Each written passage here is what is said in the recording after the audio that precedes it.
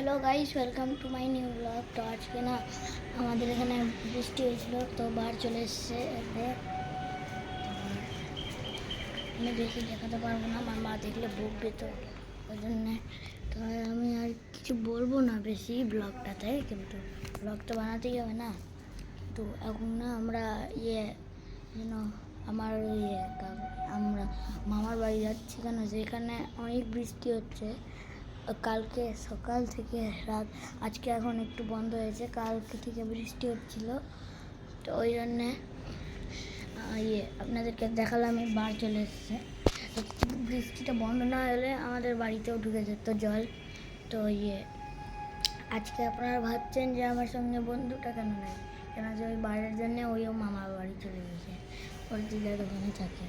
ওই একটা একজন চলছিল, ওই জন্যে আমি ব্লগও বানাইনি, আজকে বানালাম। আবার আরেকবার আপনাদেরকে দেখিয়ে দিচ্ছি বারটা কেমন এসছে গাইস।